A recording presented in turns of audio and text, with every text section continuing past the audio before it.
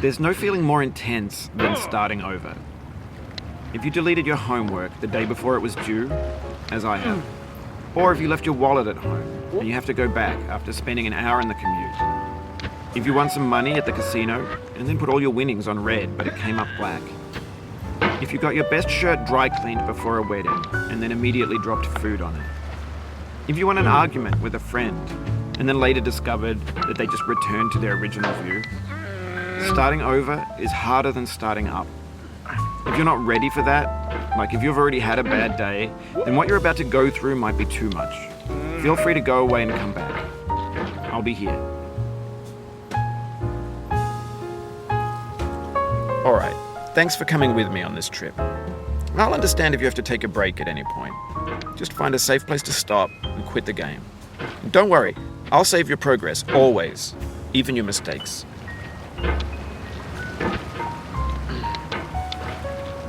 This game is a homage to a free game that came out in 2002, titled Sexy Hiking.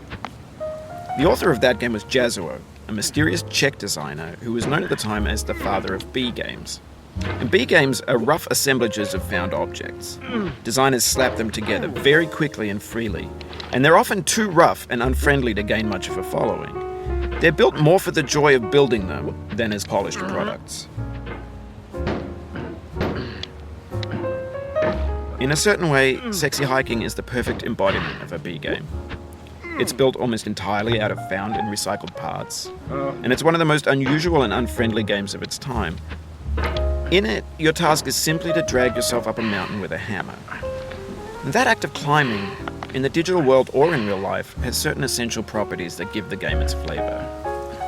No amount of forward progress is guaranteed. Some cliffs are too sheer or too slippery.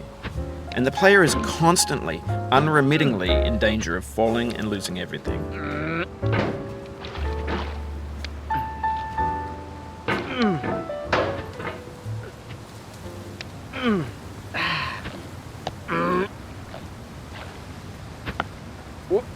Oh, you just lost a lot of progress. That's a deep frustration, a real punch in the gut.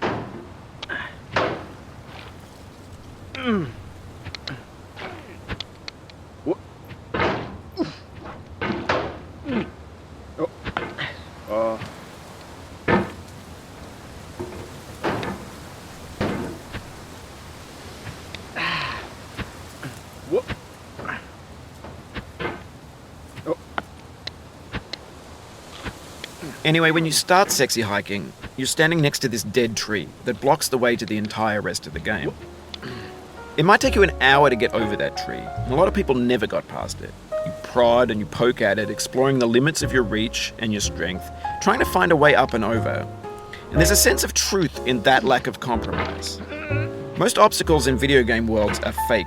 You can be completely confident in your ability to get through them once you have the correct method or the correct equipment or just by spending enough time. In that sense, every pixelated obstacle in Sexy Hiking is real.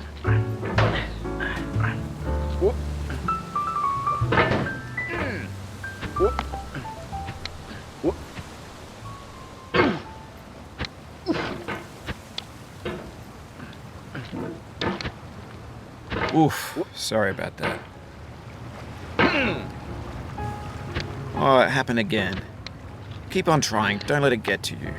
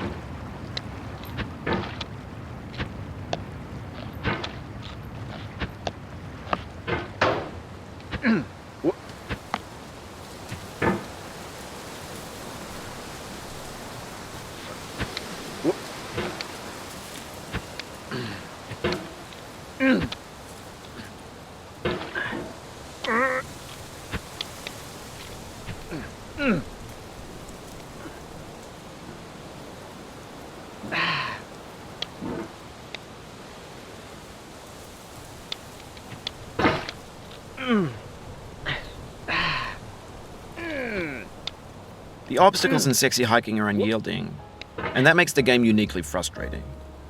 But I'm not sure Jazzuo intended to make a frustrating game. The frustration is just essential to the act of climbing, and it's authentic to the process of building a game about climbing. A funny thing happened to me as I was building this mountain. I'd have an idea for a new obstacle, and I'd build it, test it, and it would usually turn out to be unreasonably hard. But I couldn't bring myself to make it easier. It already felt like my inability to get past the new obstacle was my fault as a player rather than as a builder. Imaginary mountains build themselves from our efforts to climb them, and it's our repeated attempts to reach the summit that turns those mountains into something real. This thing